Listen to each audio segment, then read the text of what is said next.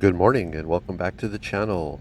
Today I'm going to be making a completely scratch-built robot using parts from cameras, disk drives, wall outlets, routers, printers, beads, everything I could find. I really had to dig deep into my bits to make this guy. And man, I couldn't be happier with how he came out. So this main part is from a GFI switch from probably the 90s, maybe the early 2000s. It was old, and I wasn't intending on making a video with it or anything. I just wanted to take it apart and see what I got, and wow, I was like, hey, I got a robot body right here. Let's go. So I started off by pulling the pistons off of an old remote control car. These are going to be the arms, and I was originally going to be using the Darth Buzz technique with the rubber washer to make tension, so you could pose it and it would just stay, but the screws weren't quite long enough to pull that out, so I had to move on. But just even the tension from the screws worked great. I mean, I can definitely pose him. I never glued in the screws, so it's adjustable, so I could make them loose, make them real tight, whatever I want. Worked great. When I saw him like this, I was immediately reminded of Rumble, Generation 1 Transformer, one of the little cassette guys that came out of Soundwave's chest. I ended up locking those into position, but it was kind of neat. So onto the legs. These are the antennas from a router, and if you check my shorts feed, you can see a video where I completely disassemble this thing, take it apart, look at all the stuff. But for now, we'll move on. It's really interesting with these guys. The little pivot points, like I guess what's going to be the knees, kind of lock into a couple different positions and hold that. So I thought, man, these couldn't be more perfect. So this is the little metal part that they actually screw into in the router. So no doubt those are going to fit, but I couldn't figure out a way to get those to lock into little plastic bits I'm going to use to screw them on. So I'm using some pretty hardcore epoxy here. It's a 2-part super glue, I guess, if you're not familiar. When you're sticking metal to plastic, I can't express enough how much you gotta scuff everything up super hard. I use files. In fact, there's a file stuck into it right now to hold it in place. Scratch, scratch, scratch, make it rough, and it'll work. I don't actually have a lot of trouble with the plastic sticking to metal with just using super glue, as long as I'm thorough with my preparation. I let the epoxy set up for 24 hours and then just kind of screwed everything together. The upper legs to the body, the lower legs to the upper legs. If you pinch that upper little part right there, you can actually pivot it there, which makes this a 7-point articulation actually, but it's 5, but you can turn that slightly. I left little dangly bits on there for a little while. I wasn't quite sure what I was going to do, but once I figured it out, I could go ahead and pull those off. If you're looking for greeblies, I definitely recommend trying to get some old printers into your life. There's so many great bits. Little electronic parts from the circuit board. Also cameras. A Canon PowerShot camera was the source for this little bit here. I guess it's the photo sensor or something. But it's the inside main part that captures the actual image and makes it digital. And it looks so pretty here. Look at the reflection.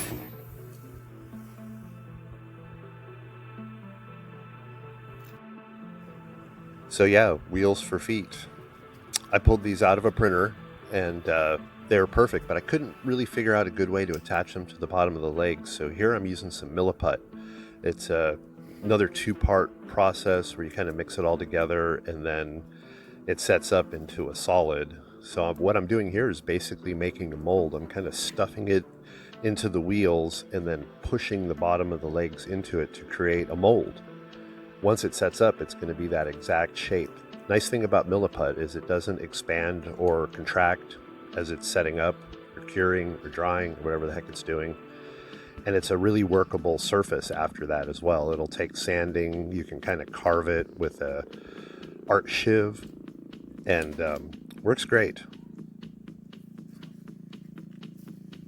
I wanted this guy to be able to stand on his own, and with the front and back wheel design, he does. As long as he's standing perfectly straight, he's fairly stable. I mean, you can bump him and knock him over, but pretty stable. I was really happy with that. Before I fully glued the wheels on, I had to cut out this quarter moon shape so that the leg could fully bend, and yeah, I just glued it up and then rubber banded it and let it dry for like 5 days. I didn't want to mess around.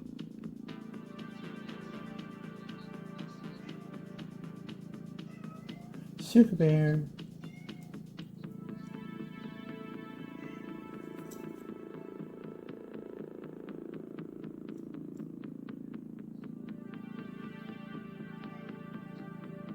So since I was waiting for glue to dry, I thought I'd move on to the hands, and in this case, the fingers. Making robot fingers is a thing, guys.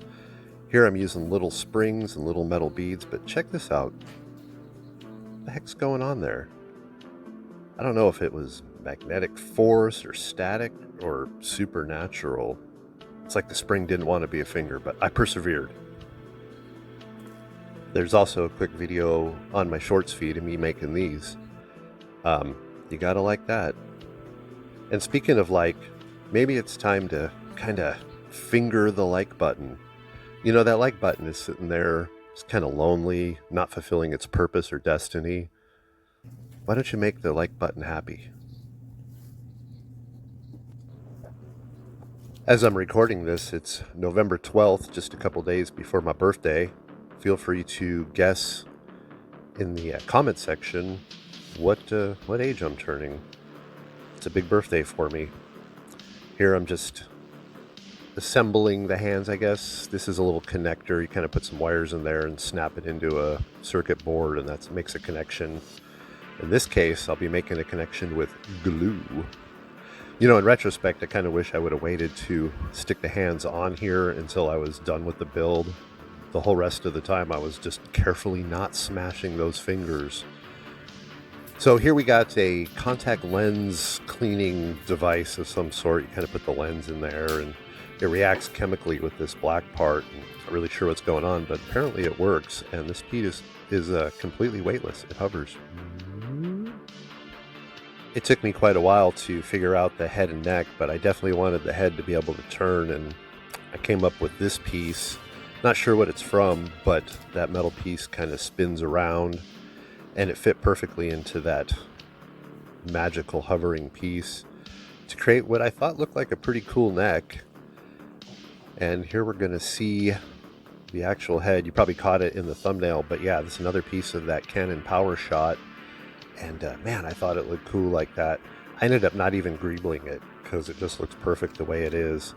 So I drilled some holes into it so those little pegs could slot up in there, and they were just long enough to go through that thin plastic to go in, and I could just slightly bend them on the inside. So the connection is actually pretty firm, even though it doesn't look like there's much going on.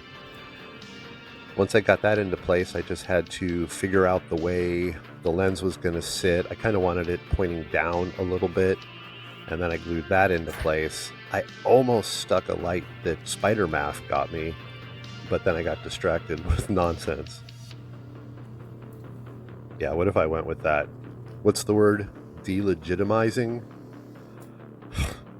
Anyway, I covered the back with kind of a thin piece of plastic and then just stuck it in. I ended up gluing it in, but it didn't really need glue. It fit so tightly. And yeah, man, look at that.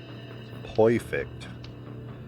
Sat there like that for a couple minutes, making sure none of the glue made the thing lock in. And then yeah, the main build is done. Like, I love it. Yeah, it's nice. So I let that thing sit for a couple weeks after that and just kept looking at him, trying to think of what to do next. And he just struck me as a slim fella. I wanted to bulk him out a bit, maybe give him some badass pauldrons like Vegeta. And this is what I came up with. Already, he looks better. This is kind of locking in those arms. I wanted to add a lot of greeblies to the arms, so I needed some surface to put stuff onto. I really try in builds like this to kind of make all the parts look like they go together. You know, there's no way I'm painting it, so everything kind of needs to make sense, and even adding all the weight to the back, he stands up perfectly. These are some little tiny wheel things that were in the paper feed of that printer. Hard to see, but they're really cool detailed bits. And yeah, looks very nice. Also, I like to add a little bit of color where I can without going crazy with it. That blue I thought looked perfect, and So now we're moving on to an interesting part. I'm not sure where I got this, but it's a little switch or a little on and off thing. And look at all these cool little bits on the inside. But what I wanted was the case. What I'm doing here is adding a magnet to the back, and it's a, how do you say it? Neodymium, but it's a super strong magnet from the inside of a hard drive. And like, it's a really strong magnet. I don't know if there's any way to really express how surprisingly strong these magnets are, but what I did is I carved out this little bit so the magnet sticks out. It is going to be covered by this kind of gear thing, but it's very thin, but I wanted a lot of force to be coming through so that it could stick to the base I am making for it. And yeah, on to greebling the arms. It's just a bunch of little metal bits and other stuff I got out of that digital camera. It has a ton of parts in there, and they're all very thin and cool looking, so perfect for a build like this. I often think of this greebling process as decorating, and when you decorate, symmetry is nice, but you don't want everything to be exactly the same. So I'm doing the feet differently, but I do the legs the same, and it just kind of ties everything together. I thought those came out really cool looking.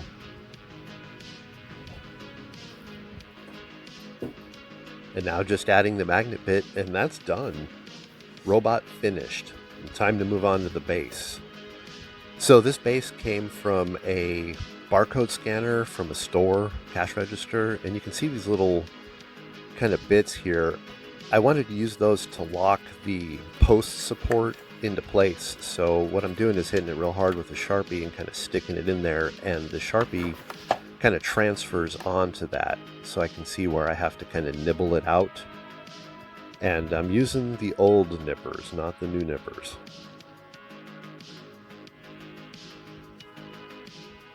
I also filed it a little bit so they would fit perfectly, and yeah, it does.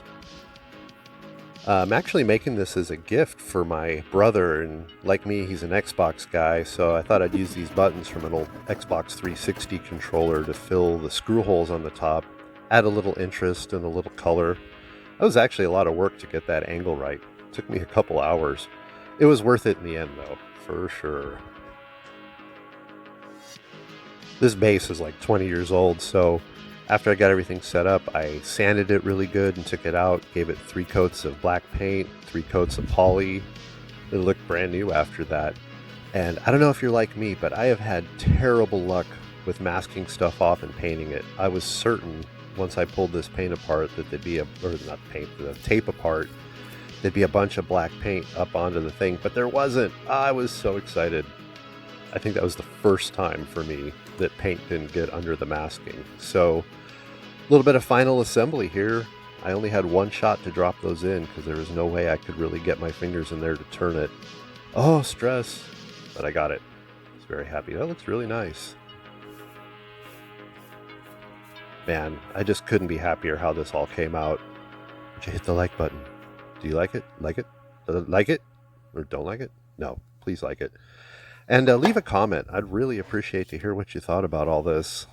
It was so satisfying sitting there just kind of putting my tools away and stuff, knowing that I was done. And on to glamour shots. So you can see, even on the turntable, he is sturdy.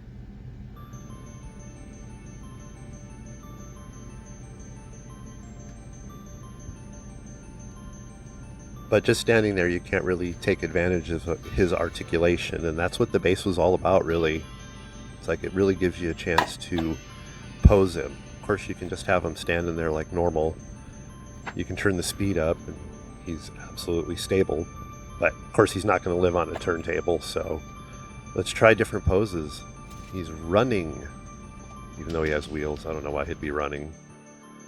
He's chillin' Frankenstein mode. And he'll sit perfectly when you turn him sideways, no problem. Ooh. I was actually happy that happened. He got through that just fine. I was kind of worried he might be a bit fragile, but no, he's all right. You can actually turn him upside down. I don't know why I didn't record that. Also thought another way you could display him is kind of disassembled. I thought that looked kind of cool.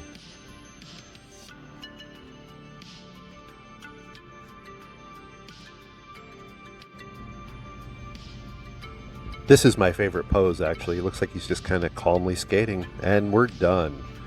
Hey, that little round part is the subscribe. Please subscribe if you haven't already. And I've never asked this before, but if you don't mind, please share. There's a lot going on here that I think a lot of people would enjoy and learn from. I'd really appreciate it. Thank you so much for watching to the end.